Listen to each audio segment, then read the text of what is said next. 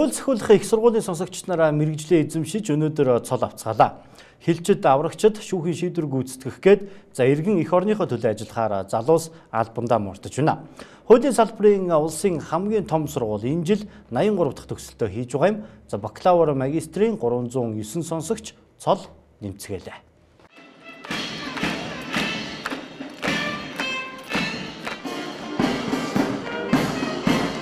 Монгол Улсын үндэсний аюулгүй байдлыг хангах тусгаалсан чиг үүрэг бүхий байгууллагуудын боловсон хүчний 80 гаруй хувийг бэлтгэн гаргадаг хууль сахиулах их сургуулийн төгсөгчид өнөөдөр мөнгөн хонхны баяраар тэмдэглэж байна. Монгол Улсын ууган сургуулиудын нэг болох хууль сахиулах их сургуулийг энэ хичээлийн жилд бакалавр болон магистрийн зэргээр нийт 309 суралцагч төгсөж цагдаа, хил хамгаалах, шүүхийн шийдвэр гүйцэтгэх онцгой байдлын албаны офицер бүрэлдэхүүнийг нээг бэхжүүлэн цолоо гардан авлаа. Монгол төрийн үйл ажиллагааны үндсэн зарчим болох хууль дээдлэх шудраг осыг бэхжүүлэх үйл хэргийг өртөөчлөн залгамжлуулж ард түмний өмнө хүлээсэн үүргээ хэлбэрлэхгүй хэрэгжүүлэх төрдөө өргөсөн тангарагтаа үнэнчээр зүтгэх та бүхний ажил амьдралын гэгээн эхлэл болж байна. Өнөөдөр төгслийн арга хэмжээнд дээр хууль зүйн дотоод хэргийн сайд ирж оролцож төгсөгчдөд тодорхой үйл чиглэлүүд өглөө. Энэ хэлсэн үгэндээ эрх зүйн шинжилгээг гүнзгийрүүлэх энэ үйл явцад энэ төгсөгчид маш их үүрэгтэй оролцох ёстой болохыг онцлон хэллээ.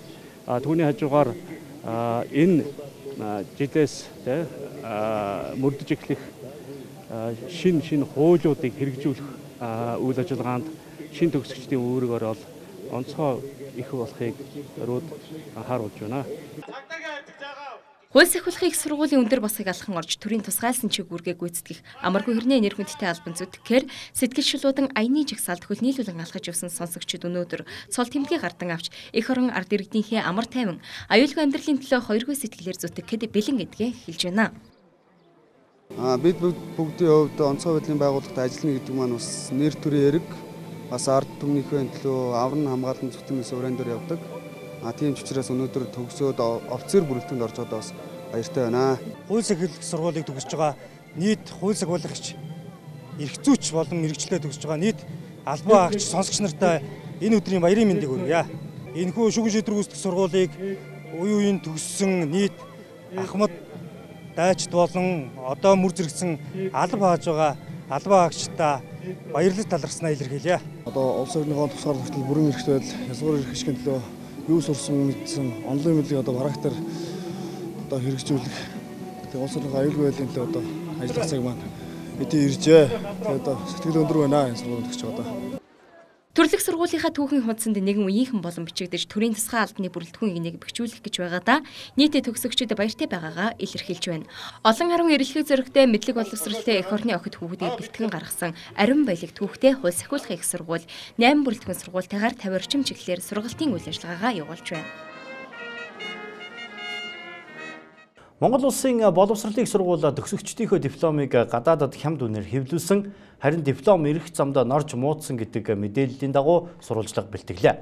Монгол Улсын үнэт цаасаар бэлтгэсэн 2700 гаруй диплом өрн таран болсон гэдэг мэдээлэл ташаа болохыг сургуулийн удирдлагууд хэлж байна. Мөн гадаад улсад үнэт цаас илгээсэн нь ямар нэг хууль зөрчсөн үйлдэл биш гэж тайлбарллаа. Цахим сүлжээгээр Монгол Улсын боловсролын их сургууль төгсөгчдийнхээ дипломыг бүгд найрамдах Хятад улсын Ирээн хотод хямд үнээр хэвлүүлж, ингээд тээвэрлэж явах замдаа төгсөгчдийнхээ дипломыг норгосон. Төгсөгчдөө нойтон диплом гардуулсан тухай мэдээлэл тархсан. Энэ тухай бид Харьяа яамнаас эхлээд тодрууллаа. Боловсролын яамны хувьд ийм асуудал үүссэн ч оролцох боломжгүй гэдгээ хэлсэн юм а. Боловсрол соёлын шинжилгээ ухааны спортын яамны зүгээс Монгол Улсын боловсролын их сургуулийн диплом хэвлэлтийн асуудал дээр бол ямар нэгэн одоо хариуцлага тооцох гэдэг юм уу, эрүүл гомдол гарсан тохиолдолд энэ дээр одоо хариуцлага нэг тооцох юм одоо боломжгүй, хуулиараа бол боломжгүй гэдгийг хэлж байна. Мэдээж хэрвээ энэ тал дээр гомдолтой асуудал байх юм бол мэрэгжлийн хэлтийн байгууллага, хууль цагдаа, шүүхийн байгууллага энийг одоо хариуцлага тооцох ёстой. Үүнийг нь бол боловсролын тухай хууль дээр зааж өгсөн гэж байгаа. Уг нь бол миний гарт одоо 1997 оны 10 дугаар сарын 8-ны өдрийн засгийн газрын тогтоол байж байгаа. Энэ тогтоол дээр зааж өгтөө бол үндэсний үнэт цаасны үйлдвэр байгуулагдаж байгаатай холбогдуулан үндсэндээ бол энэ ихтэй сургууль төгсөгчдийн гэрчлэгээ диплом үнэт цаас баримт бичгийг за үнэт цаасны үйлдвэрээр одоо хэвлүүлж байхыг бүх яам агентлаг за бүх шатны засаг дарга за төрийн өмчийн аж ахуйн нэгжид даалгах сугаа ингээд 1997 оны засгийн газрын тогтоол. Энэ тогтоолоор бол одоо гадны улсад бол энэ үнэт цаасны одоо ихтэй сургуулийн диплом гэдэг шиг энэ зүйлийг бол хэвлүүлэхгүйсэн. Харин энэ журам бол одоо засгийн газрын тогтоол бол хүчингүй болсон учраас одоо гадаад хэвлүүлдэг болсон гэдэг тайлбарыг өгч байна. За Монгол Улсын боловсролын их сургуулийн сургалтын алба сошиал ертөнцөөр гарсан мэдээллийг худалдаж байна. За ингээд асуудлыг тус сургуулийн ганц цэцэг гэдэг захирлаас тодруулахыг хүссэн юм. За ганц цэцэг нь Монгол Улсын боловсролын их сургуулийн эдийн засаг хамтын ажиллагааны захирал юм байна. Түүнтэй утсаар холбогдлоо. Би бол одоо мэдээ ингэмээр байна. Би ямар ч мэдээлэл өмөргүй. За. Яагаад вэ гэх юм бол одоо хариуцж байгаа тэр жинхэнэ сургалтын албаныхан чинь бол мэдэн шүү дээ.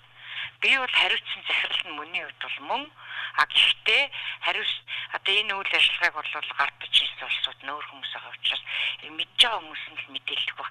Би энд чи юусаа оролцоогүй мэдээчгүй өглөө 9 жил нэг юм сайтууд гарсан байна гэдгсэн.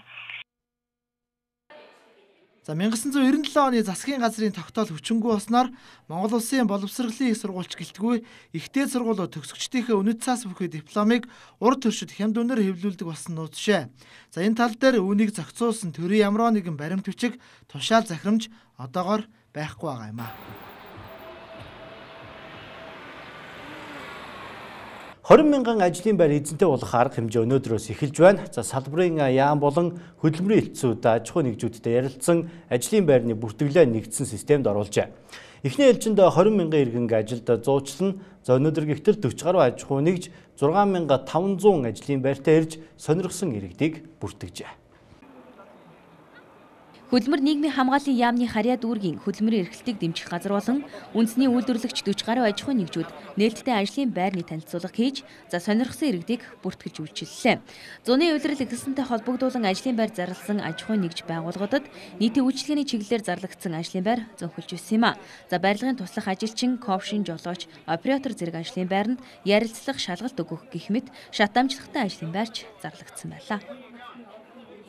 За манай аж ахуйн нэгжүүд бол одоо яг ажлын байрны захиалгад нийцэх боловсон хүчнээ бол одоо нас харгалзахгүй янз бүрийн мэргэжил боловсрол шаардахгүйгээр ер нь боломжийн одоо ажлын байрандаа бол захиалгыг шууд аваад гэрээ байгуулах тийм маягаар явуулж байна ер нь ажил зуучлах үйл ажиллагаа.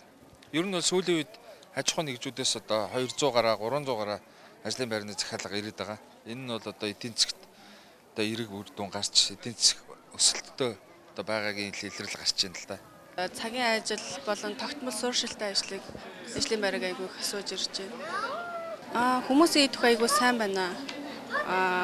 Ер нь бол ажлын байр тогтвортой ажил болон сургалт мэргэжлийн болон давтан сургалтын хөтөлбөр эднэрийг бол айгүй сайн судалж байна. За харин иргэдийн хувьд ажил олгогчдын зүгээс тавьж байгаа шаардлагад нас цаас нь хөдөлмөрийн чадвартай иргэдийн хувьд ажилд ороход тулгарч байгаа гол бэрхшээл болж байна гэдгийг хэлж байсан юм а. Залуучуудын хувьд барилгын туслах ажилчин, туслах гэх мэт ажлыг ажил хаагчид огт сонирхгүй байгааг ажлын байр зарласан компанийн мэдээллийн ажилтан онцолж байсан юм а. Бүх газруудаар ажил хайж явдаа. Тэгээд 20-аас 35 насны хүмүүсийг л ажилд бүртгэж чинь. 35-аас дээш насны бидний насны хүмүүсийг бүртгэж байгаа албан газар нэг ч алга, ажлын байр ч алга. Хөдөлмөрлөх чадвартай хэмжээ юу ч хамаагүй хийгээд одоо энэ 2 цаг гаруй хайсан.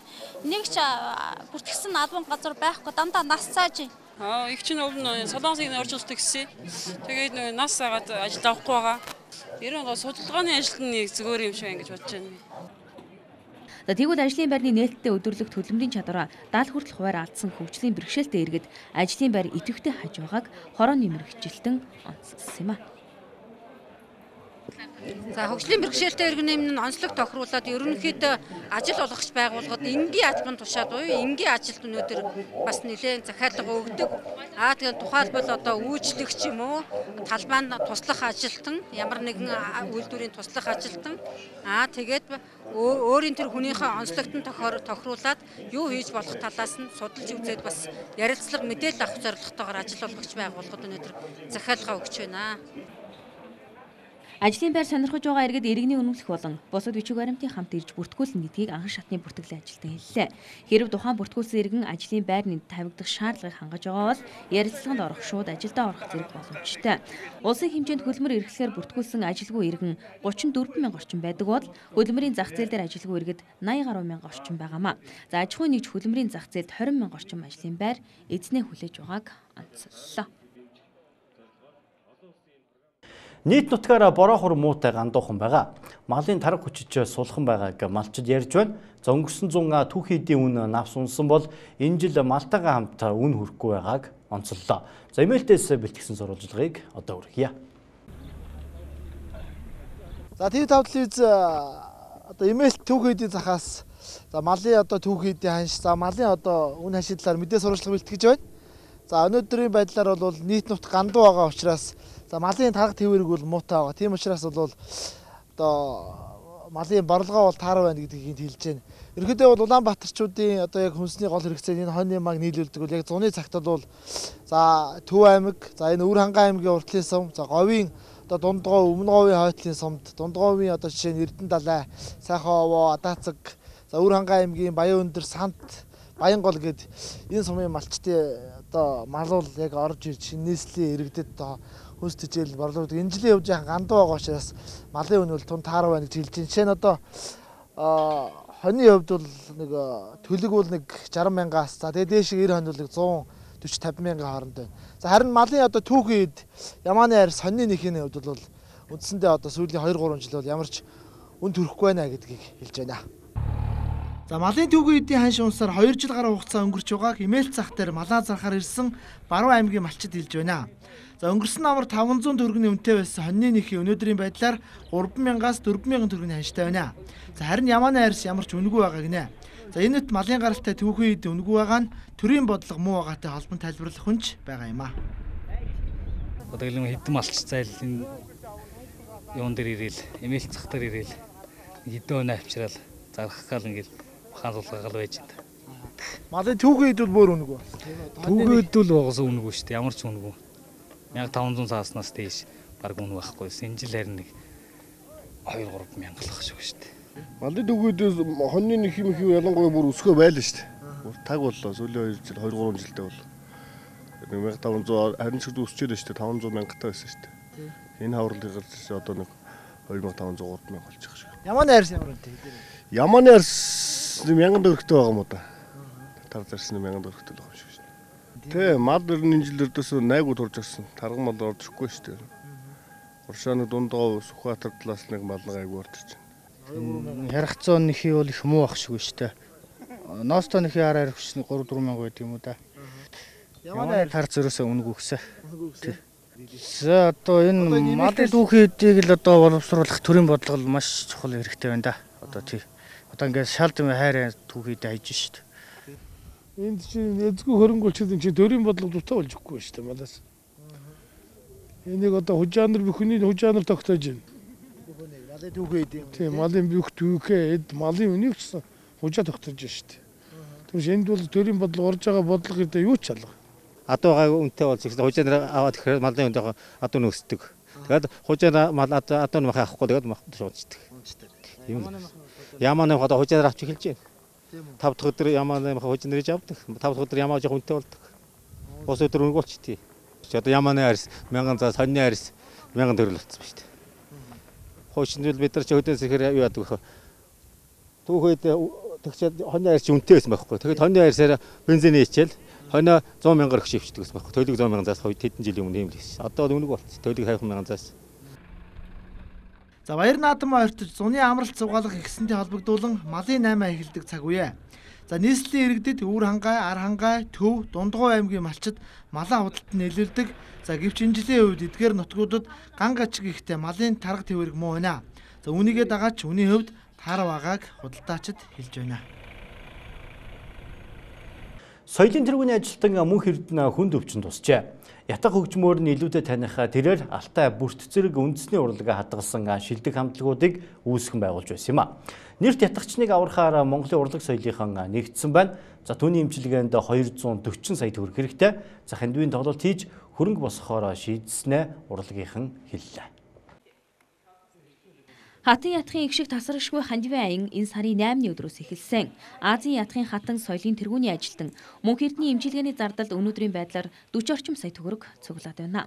Монголдо төдийгүй дэлхийд дахинд үндэсний язгуур их урлагийн нэг ятгын гişгээр эх орныхоо нэрийг өндөрт өргөж явсан уран бүтээлч үсгүй. Өнөөдөр бүгд найрамдах Солонгос улсын Сөүл хотын Мёнжин эмнэлэгт ходоодны хорт хавдрын 3 дугаар шатанд орсон гэх онцтой хэвтэн эмчилж байна. Хүний амьдралд хэлж ирдэггүй хийсж ирдэг өвчин зовлонд шаналж байгаа мэрэгжил нэгт нөхөддөө туслахаар Монголын соёл урлагийн салбарын нэгдсэн гэдгээ өнөөдөр илэрхийллээ. Эмчилгээний зардалд нийтдээ 240 орчим сая төгрөг зарцуулагдана. Тиймээс Монголын мэрэгжлийн уран бүтээлчид рок попын одууд нэгдэн ятга хөгжмийн хосгүй төлөөлөгч нэрт ятгачин мөнх эрдэнэ туслах аянд нэгдэж энэ сарын 31-нд болон 7 дугаар сарын 1-нд бид монголчууд хандивын хамтарсан тоглолтыг зохион байгуулахаар болсон байна. Тэр амьдралаа зориулсан жинхэнэ уран бүтээлч. Уран бүтээлийн юмд амьдралаа зориулах хүн гэдэг бол одоо гарын цөөхөн хуруунд дотор багтах ийм цөөхөн байдаг байхгүй. Тэгэхээр Монголын ард түмэнд заяасан энэ том хөгжимчний одоо тулгарсан энэ одоо хүндрэл бол Монголын хөгжмийн зүтгэлтнүүдийн, Монголын хөгжим сонсогчдын бүгдийнх нь одоо асуудал болж яригдж байна өнөөдөр.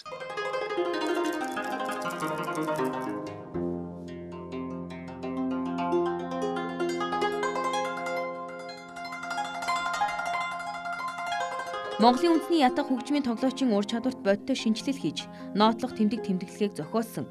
Алтай ятга, ахуй их ятгыг сэргээн хөгжүүлж, Монголын хөгжмийн үндэсний их соёлыг дэлхийд дахинд гайхуулж чадсан ховорхон уран бүтээлч гэдгийг уран бүтээлч нөхөд нь онцолж байна.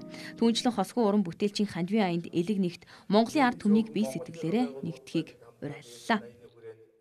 Монголчууд цөөхөн, тэр дотор урлагийнхан цөөхөн, тэр дотор хөгжимч цөөхөн дотор авиастын цөөхөн. Авиастын цөөхөн дотор мөнхөрийн гаргуун тодорсон бол цөөхөн гэж тийм ээ.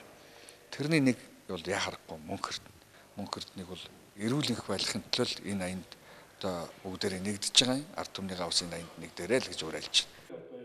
Бид монголчууд нэртэй мэрэгжлийн урлагийн байгууллагын уран бүтээлчдийн нэгдсэн тоглолтод нийтдээ Монголын урлаг соёлын сор болсон уран бүтээлчид мэрэгжлийн байгууллагууд гээд нийтдээ 300 гаруй уран бүтээлчид нэгдэхээр болсон байна. Үзэгч та бүхэнд 18 цагийн мэдээ өргөлээ. 21 цагт шинэ мэдээлэлтэй эргээд олцъё.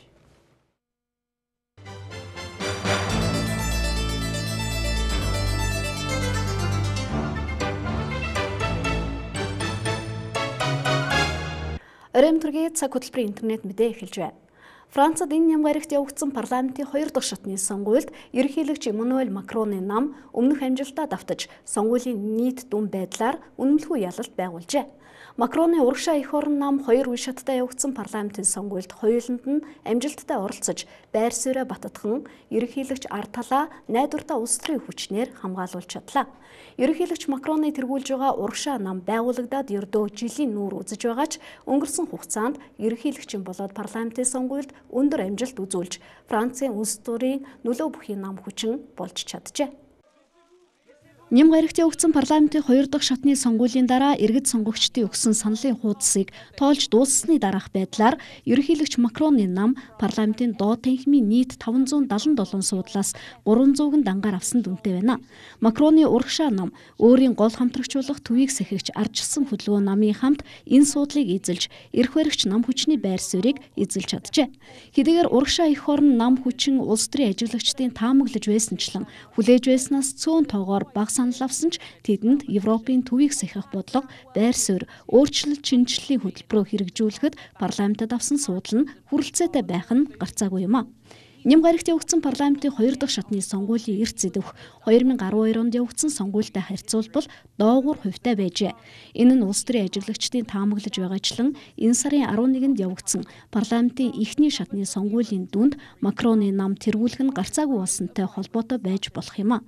Сонгуулийн 2 дахь шатны сонгуульд Макроны талыг баримтлагчид ч сөрөг хүчнийг дэмжигчид ч төдийлөн идэвхтэй оролцоогүй байна.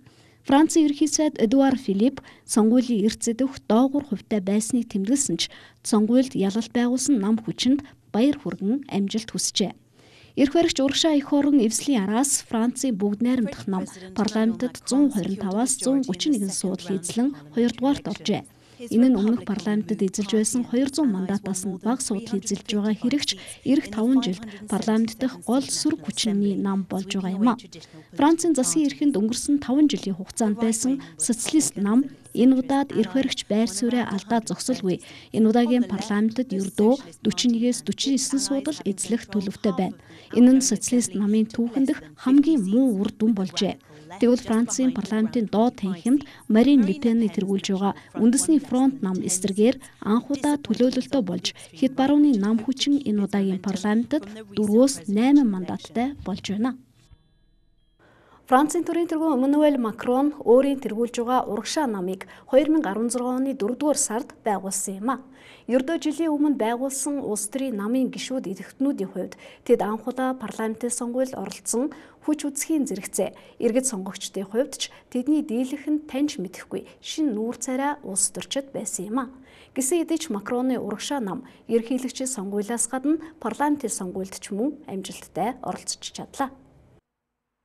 Эммануэль Макрон Францын их улс төрд гинэтгэл цахиур хаглан орж ирж жилийн өмнө байгуулсан нам нь эрх баригч нам хүчин болж чадсны дээр Макрон улсынхаа түүхэндх хамгийн залуу төрийн тэргүүнээр сонгогдсон ажиллаж байгаа юм а. Макроныг улс төрчид либерал үзэлтэй, даяаршлыг дэмжигч, эдийн засгийн чөлөөт бодлого баримтлагч, хамгийн гол нь нэгдсэн Европын эв нэгдлийн төлөөх төвийг сахисан байр суурь баримтлагч нэгэн гэж тодорхойлж байгаа юм а.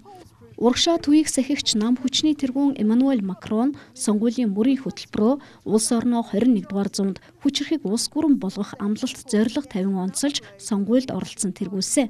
Тэгвэл түүний тэргүүлж байгаа нам парламентын сонгуульд ч мөн тэргүүлснээр эх 5 жилийн хугацаанд мөрийн хөтөлбөрөө бүрэн утгаар нь биелүүлэх боломж нөхцөл бүрдлээ.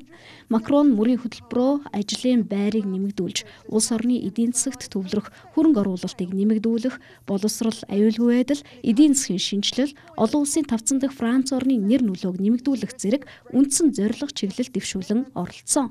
Түүнчлэн Макрон улс орныхаа эдийн засгийг хөгжүүлэх бодлого баримталж, энэ хэрээрээ түүнээс Францын бизнесийн салбарынхан их зүйл хүлээж, бизнесийн таатай орчин нөхцөл, татврын уян хатан бодлого, улсаас олгох хөнгөлөлт зэргийг хүлээж байгаа юм а.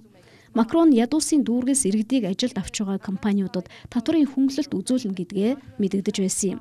Түүнчлэн Макрон тэтгэврийн насыг нэмэгдүүлэхийн эсрэг байр суурьтай байгаа дээр хөдөлмөрийн биржээс тухайн хүнд ажлын байр 2-оос илүү удаа санал болгож, тухайн хүн ажлын байрыг ямар нэгэн шалтгаанаар голсон бол цаашдаа улсаас ажил үйлдэлийг тэтгэмж авахгүй байхаар шийдвэрлэнэ гэдгээ мэдэгдэж байсан. Боловсролын салбарт Макрон сургуулиудад төрөөс илүү анхаарал тавьж, багш нарт өөрийн заах хичээлийг сонгоход нь илүү эрх мэдэл олгоно гэж мэдэгдэж байсан.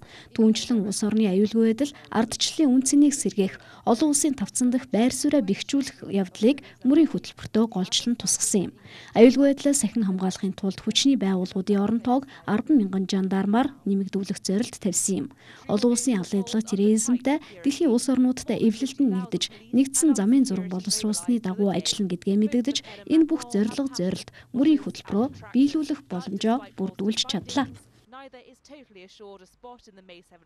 Иракийн арим Исламын улс алын дахь бүлэглэлийн хяналтанд байгаа сүүлийн дүүрэг болох Мосул хотын хуучин дүүрэг рүү өргөн хүрээний цэргийн ажиллагаагаа эхлүүлж байна.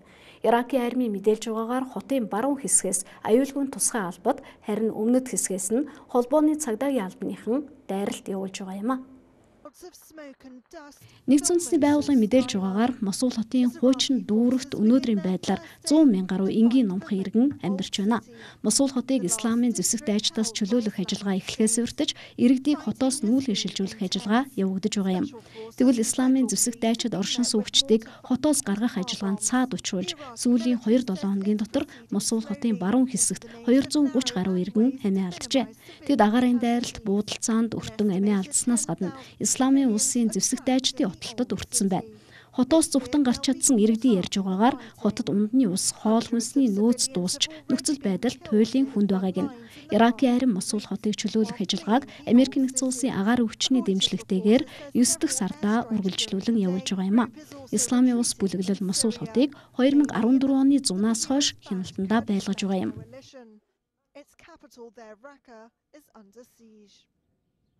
Талибаны зэвсэгт бүлэглэлийн дайчид Афганистаны хойд хэсгийн Пактия мужийн цагдаагийн албаны төв байрлал руу халджээ.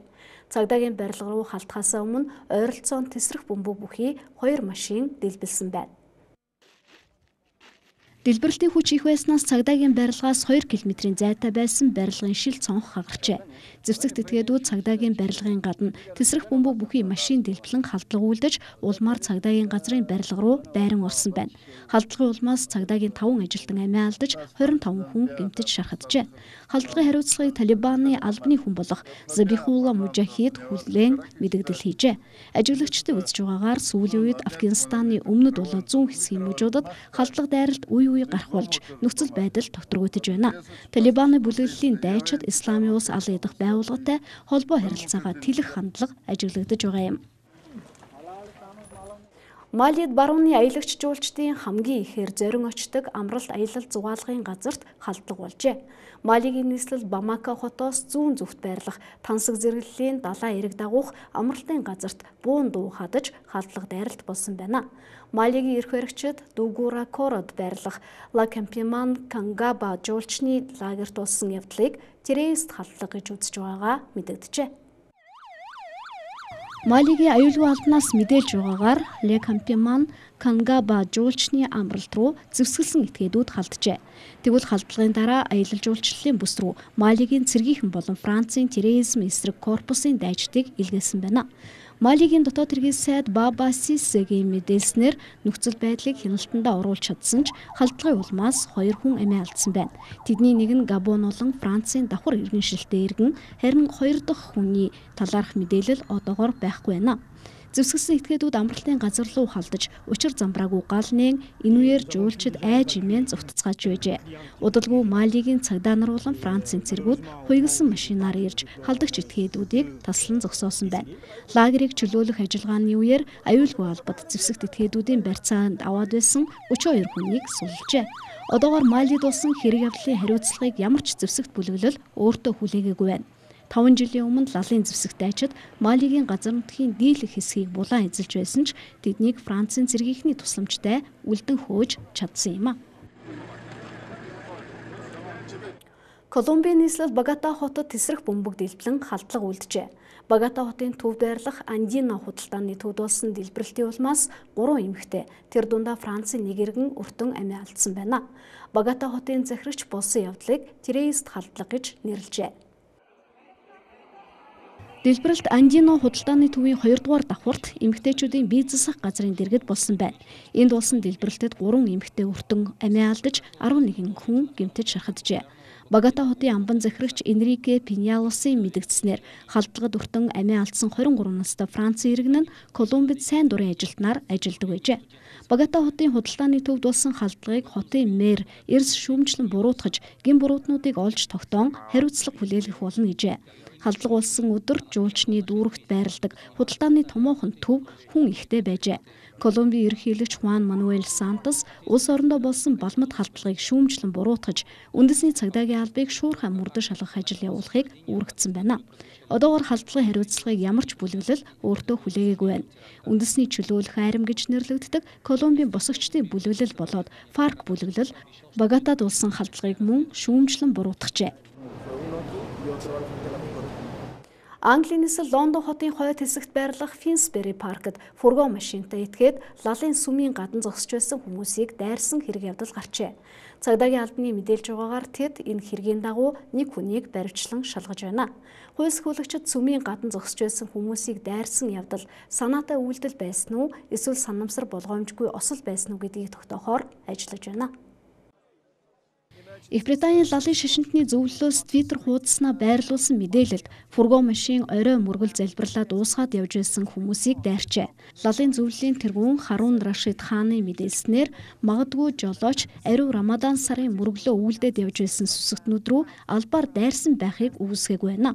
Английн хууль сахиулагчид Финсбери паркт болсон явдлыг ноцтой хэрэг явдал гэж үзэн энэ дагуу мөрдөн шалгах ажил явуулж эхлэв байна. Сүмийн дэргэд болсон явдлын улмаас нэг хүн амиа алдаж хэд хэдэн хүн гэмтэж бэртжээ. Хэрэг гарсан дүүргийг хааж түргэн тусламжийн машинууд очин Финсбери паркийн дээгүүр цагдаагийн нисдэг тэрэг эргэлдэж байна. Finsbury паркд болсон явдал лалын ариун Рамадан сарын сүүлээр болжээ. Энэ жил Рамадан сар 5 дугаар сарын 26-наас 6 дугаар сарын 24-ний хооронд үргэлжилж байгаа юм а.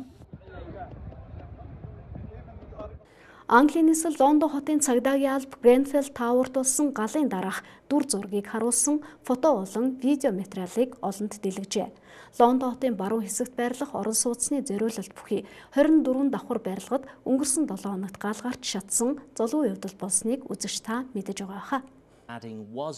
Лондон хотын хойд Кенсингтон дүүргийн Гренфелл Тауэрт гарсан галын улмаас 24 давхар барилга бараг бүхэлдээ шатаж, галын улмаас 70 гаруй хүн амиа алдсанд тооцогдоод байгаа юм. Орон сууцны зориулалт бүхий өндөр цамхагт 600-аад хүн амьдарч байжээ. Галд автаж шатсан Гренфелл Тауэр гэх барилга нь 1974 онд баригдсан саяхан барилгад их засварын ажил хийгдэж эхлээд байсан юм а. Тэгвэл барилгыг дахин ашиглах ямар ч боломжгүй болж барилга бараг бүхэлдээ шатснаас нурах аюултай байгаа юм. Цагдаа нар шатсан барилгын доторх дүр зургийг олонд дэлгэн харуулж энд явагдаж байгаа ажиллагааны үеэр галд өртөн амиа алдсан хүний тоо нэмэгдэж болзошгүй гэжээ.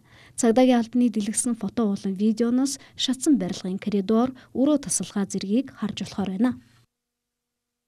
Японы эргийн ойролцоо Америкийн эсмийн зөөгч Фицджеральд цэргийн хөлөг онгоц худалдааны хөлөг онгоцтой мөргөлдсөн золгүй явдал болсон. Ослын улмаас Америкийн цэргийн хөлөг онгоцны багийн 7 гишүүн сургаггүй алга болоод байсан юм а. Тэгвэл эргийн хамгаалагчид, аврагчид сургаггүй болсон далайчдын цогцыг далай уснаас биш харин усан давтсан аврах завин дээрээс олсон байна. Эргийн хамгаалалтын Америкийн цэргийн хөлөг онгоцны сургаггүй алга болсон багийн гишүүдийн цогцыг далаагаас биш харин живсэн аврах завин дээрээс олжээ. Энэ талаар Америкийн тэнгисийн цэргийн хүчний 7 дугаар флотын командлагч мэдээлсэн байна. Хөлгийн багийн 7 гишүүний цогцыг хөлөг онгоц худалдааны контейнер зөөгч хөлөгтөө мөргөлдсөн хэсэгт байрлаж байсан аврах завин дээрээс олсон байна. Усаар дүүрсэн завин дотор живж амиа алдсан цэргүүдийн цогцыг Йокосука хотод байрлах тэнгисийн цэргийн хүчний эмнэлэгт хүргэжээ. Цогцыг таних ажиллагаа явуулсны дараа амиа алдсан цэргүүдийн нэрийг зарлах юм а.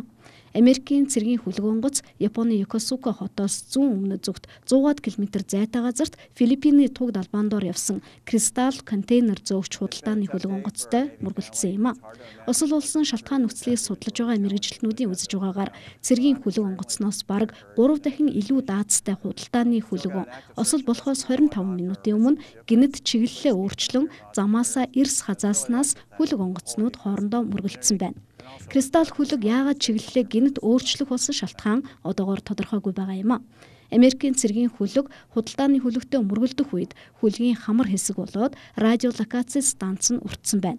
Хөлөг онгоцнууд мөргөлдсөн даруйд Америкийн цэргийнхэн Японы эргийн хамгаалалтынхнаас тусламж хүсжээ.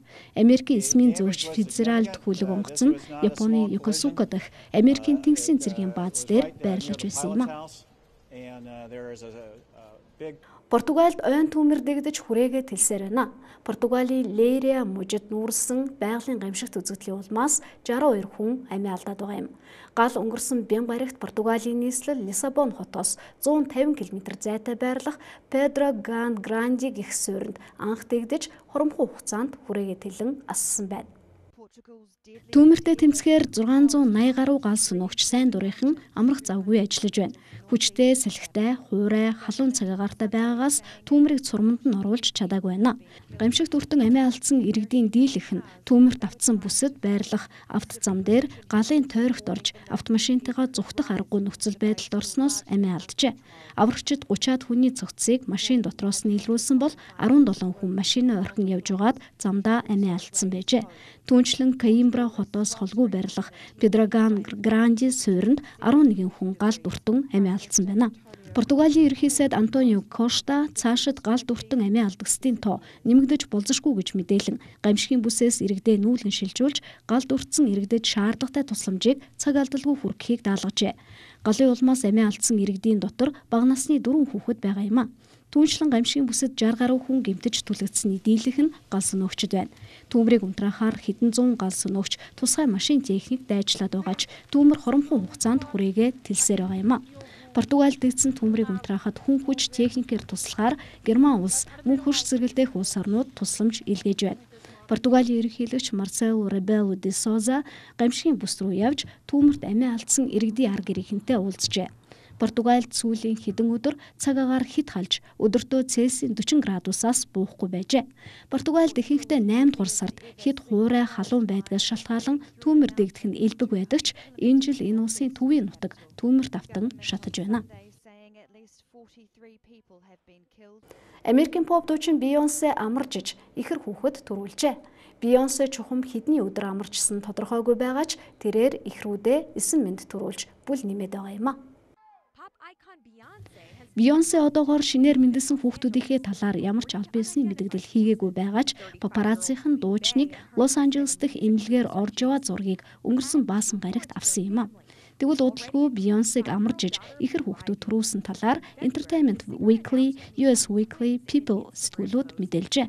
Дуучин Бейонсе болон түүний нөхөр рэпер Jay-Z нар бүл нэмэх гэж байгаа талаараа өнгөрсөн 2 дугаар сард анх хэвлэлийнхэнд мэдээсэн юм а. Тэд өөрсдийн Instagram хуудсан дээрээ Бейонсегийн бие давхар зургийг байршуулсан ердөө 15 цагийн дотор 7.5 сая лайк цуглуулжээ. Удалгүй Бейонсе өөрийн жирэмсэн байхдаа авахулсан зургнуудаа ойр ойрхон Instagram хуудсан дээрээ тавих болсон юм а. Бейонсе Jay-Z нарын том охин Blue Ivy нь энэ жил 5 настай. Тэрээр ихэр дүү нарын эгч болсон байна. Америкийн хамгийн нэр алдартай дуучин Бейонсе Грэммигийн хөгжмийн наадмаас 20 удаа шагнал хүртэж 60 гаруй удаа нэр дэвшиж байсан юм а. Украиний нийслэл Киев хотод ижил хүүснүүд өөрсдийн эрхээ хамгаалан гей парад зохион байгуулжээ. 2013 оноос хойш сүүлийн 4 жилийн туршид дараалан зохиогдож байгаа гей парадад энэ жил хүлээж байснаас олон хүн нэгдэн оролцсон байна. Украины LGBT нийгэмлэгээс зохион байгуулсан гей парадыг цагдаа хүчний өндөржүүлсэн хамгаалалтанд ор явуулжээ. Цагдаагийн хамгаалалтыг даван жигсааллыг тараахыг завдсан 6 хүнийг хууль сахиулагчид түр саатуулсан байна. Энэ удаагийн гей парадад цагдаа хүчнийхний мэдээлж байгаагаар 2500-аад хүн оролцжээ. Жигсаалыг үүмүүлэх гэжсэн оролдлого хэд хэдэн удаа гарч цагдаа нар тэдгээр хүмүүсийг саатуулсныг үл тооцвол гей парад ямар нэгэн үүмээ самунгүй болж өнгөрчээ. Ижил хүүснүүдийн эрхээ хамгаалан зохион байгуулсан жигсаалд Украины парламентын гишүүн Светлана Залишюк, эдийн засаг худалдааны дэд сайд Максим Нефедов, түүнчлэн Украин дахь Их Британий элчин сайд Жюдит Гофф нар дэмжин оролцсон байна. Украины LGBT нийгэмлэг улсынхаа эрх баригчдад урьдчилан мэдээлж тусгай зөвшөөрөл авсны дагуу гей парада зохион байгуулжээ. Цаг хөтөлбөрийн интернет мэдээ таамтайгаа үзэж танд баярлалаа. Танд дэлхийд дахин болсон зарим үйл явдлын мэдээллээс товчлон хүргье.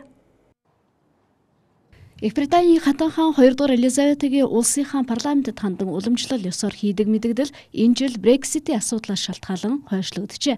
Хатан хаан улсынхаа парламентын танхимд хандаж хийдэг уламжлалт мэдэгдлээ тогтсон хугацаанаас нь 2 хоногоор арагшин сунгасан байна. Хатан хаан 2 дугаар Елизавета консерватив намд хамтрагчдтайгаа хилэлцэн тохиролцоход зориулж хугацаа олгохоор шийдвэрлэжээ.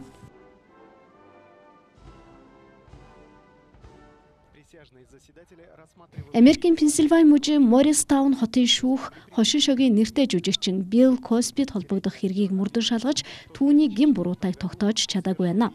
79 настай жүжигчнийг 2004 онд нэгэн эмэгтэйд мансууруулах бодис өгч улмаар хүчирхийлсэн хэрэгт буруутган шүүсэн ч Билл Косби тэрхүү явдалд гин буруугүй гэдгээ мэдэгдэж тэр эмэгтэйтэй харилцан тохиролцсны үндсэн дээр харилцаанд орсон гэж мэдүүлжээ.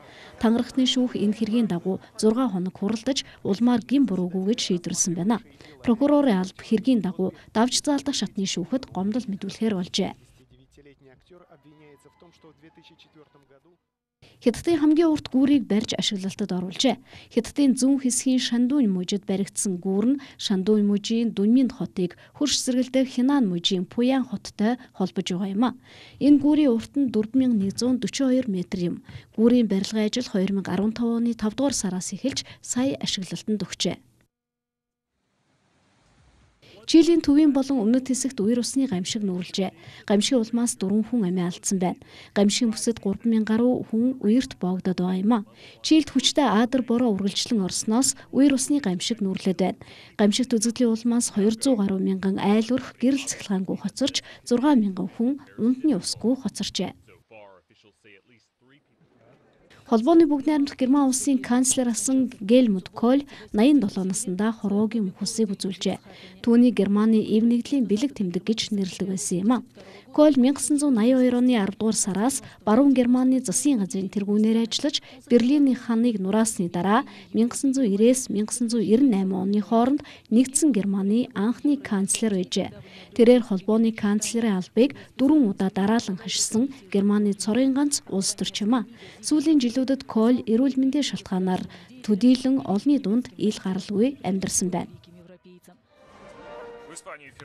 Францын баруун өмнөд хэсэгт болсон корридагийн тэмцээний үеэр Испанийн бух номхотгогч Иван Фандино амиа алджээ. Испанийн матадор тэмцээний үеэр бухын иврэнд мөргүүлэн, цээжин тус газраас хүлбүүлэн улмаар авсан шархаа даалгүй эмнэлэгт хүргэх замд амьсгал хураажээ. Нэртэй матадор талбай дээр өөрийн нөмрөгтөө тээглэн унаж улмаар улангассан бух түүн рүү дайрсан байна. 36 настай Фандино уушгиндаа гэмтэл авснаас амьсгал хураажээ. Францад зохиогдсон корридагийн тэмцээний үеэр сүүлийн 30 жилд ийм таагүй явдал болж байгаагүй юм а. Англид хамгийн он удаан жил хамтдаа амьдарсан гэр бүлийн хос хамтын амьдралынхаа 80 жилийн ойг тэмдэглэжээ. Энэ жил 102 настай Кен Харрис эхнэр 99 настай Маргареттай хамт 80 жил амьдарчээ. Тэд Уэльс дахь Лангинидер хотын өндөр насны асрамжийн газарт хамтдаа модон хурмаа хийж ойгоо тэмдэглэсэн байна. Хорватад Теди Бауган хүүхдийн эмнэлгийн төсөл хэрэгжиж эхлээд 15 жил өнгөрч байна. Энэ нь хүүхэд багчуудыг эмчит үзүүлэхээс айх айдсаас нь салгахын тулд зориуд зохион байгуулсан хөтөлбөр юм а. Хөтөлбөрийн хүрээнд Теди Бауган эмнэлэг байгуулж өнгөрсөн хугацаанд 10,000 гаруй хүүхдэд үйлчилжээ. Энэ эмнэлэг нь хүүхдэд ээлтэй хүүхдийн цэцэрлэг маягаар байгуулагдсан зугаатай газар юм. Теди Бауган эмнэлгийг анх Шведэд нээж улмаар олон улсын төсөл болгон хүрээгээ тэлжээ. Бидэнд хамтан үзэгч танд баярлалаа. Таны маргаашийн ажил үйлсэд амжилт хүсье. Баяртай.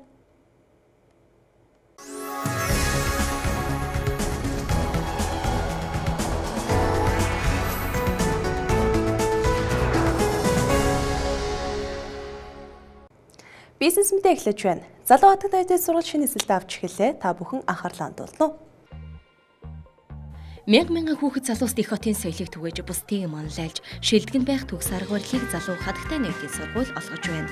15 жилийн ариун туршлага бүхий тус сургууль нь чадварлаг багш хамт олон орчин цагийн эргэлтэд нийцсэн шинэлэг програмаар бусдаа сэлгардаг. Мөн сургалтын хөтөлбөр шинжлэгдэн хичээлийн 50%-ийг технологийн хичээл ордог боллоо. Октодод зориулсан хоолны технологийн хичээл, хөвгүүдэд зориулсан технологийн хичээлүүд орж байгаа.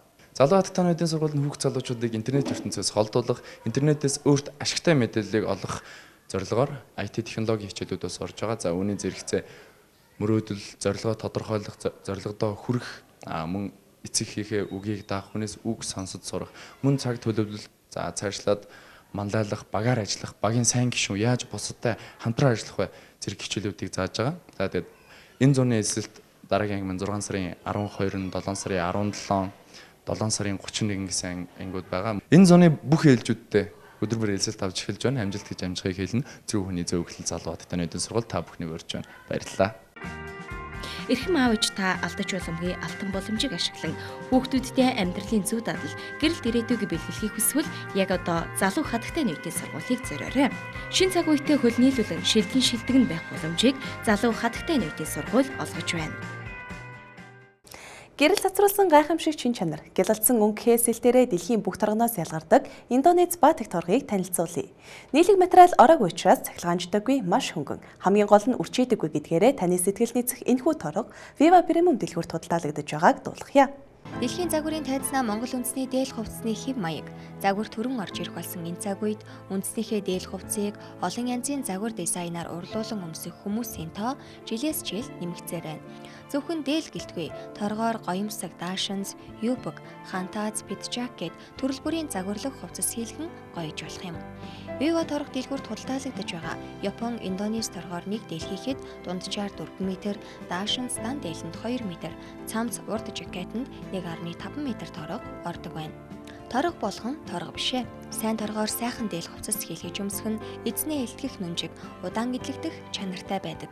Ингээд үзэгч та бүхэн 2017-оос 2018 оны дээлний тренд болж байгаа алга эрийн хийтэй Япон болон Индонез батиг торгыг Чингэлтэй дүүргийн KFC-гийн хойно Улаанбаатар радиогийн 2 давхарт байрлах Япон Индонез торгоны Viva Premium Shop дэрж сонголтоо хийгээрэй. Харилцах утас 99 4 36 71 91 11 12 62 99 52 73 5.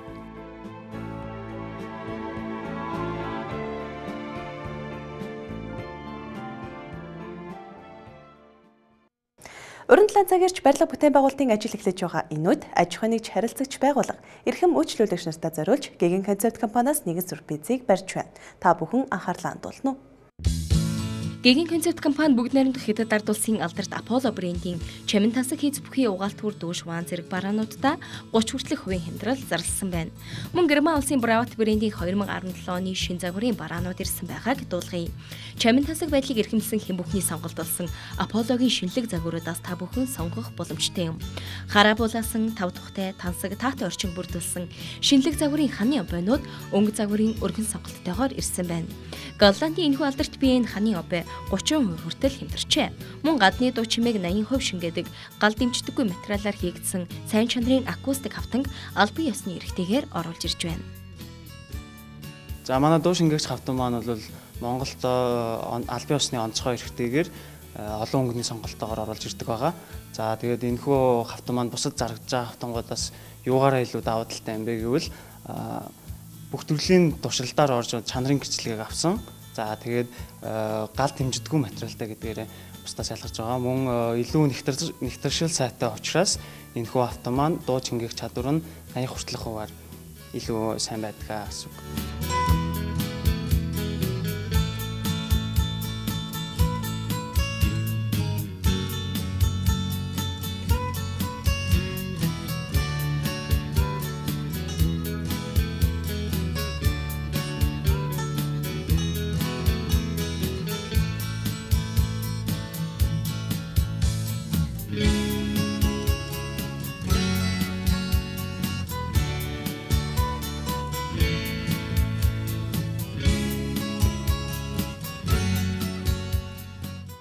Мөн ихтгэл таах орц чанар Zenit брендийн өргөм таслагч зүсгч цахилгаан харуул цахилгаан хөрөөнүүдэд хямдарсан байна.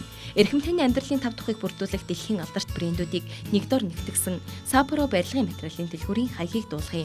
Sapporo үйлчилгээний төвийн зүүн жигүүрт байрлаж байна. Холбоо барих утас 88 8 57 16 88 57 36. Бизнес мэдээ танилцуулаа. Та бүхэн бидэнтэй хамтран ажиллаж бизнесийн ашиг орлогоо нэмэгдүүлэх хүсвэл 91 тэгтэг 25 59 дугаараар холбогдорой. Бид таны амжилтын гүүр байх болно.